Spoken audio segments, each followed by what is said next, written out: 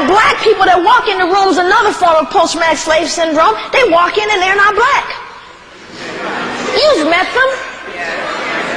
I mentioned it earlier. Did I say that I have a lot of Latino or Hispanic in me? I have quite a bit of Indian.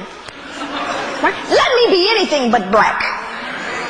And they come in, obviously black, at least enough black that you can visually see it.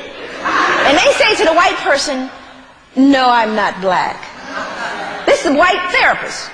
They're going to say to the white therapist, I'm not black. But we're going to now help you with your problem with your wife?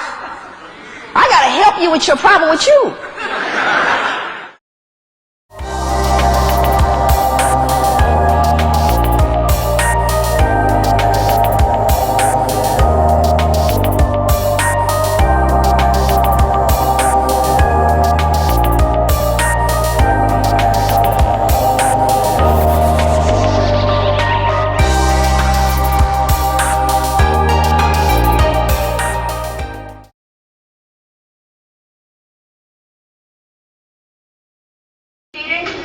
Nobody right now. Okay. Okay, I can have you to myself. And here's Big Reg again. The expert on sex and whatnot. Yeah, I'm not. Y'all make a beautiful kid. You never know. All the prettiest kids is light-skinned anyway, you know, normally. I mean, yeah. I have a whole bunch of those in my house.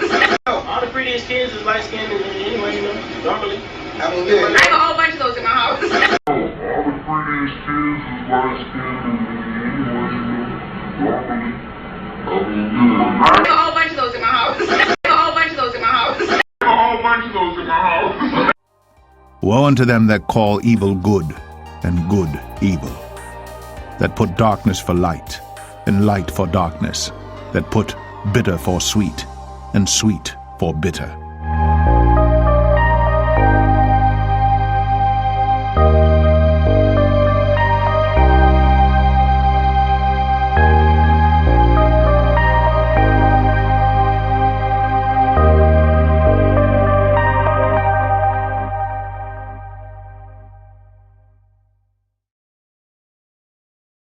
If we follow the one-drop rule in reverse, Martin Luther King would be Irish.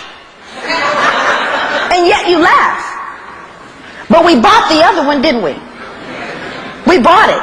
Why did we buy it? We chuckle when we say if we use the one-drop rule that Martin would be Irish, but everybody gets to claim if they got a drop of black, do they not? So we got to get into the psychology of why that's so, which I think is greatly impacted by post-traumatic slave syndrome in terms of how we look at and identify ourselves, quote, racially, because it is a myth. It's not true.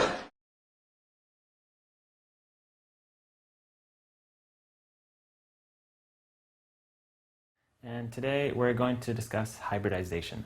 So hybridization means to form hybrids.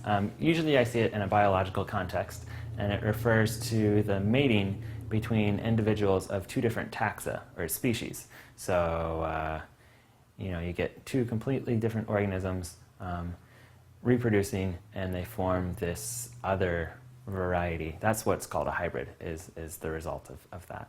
You can also see it in artificial selection. So when people are, or artificial selection, or within a specific species, so within one species, and you can get different varieties or different populations reproducing with each other.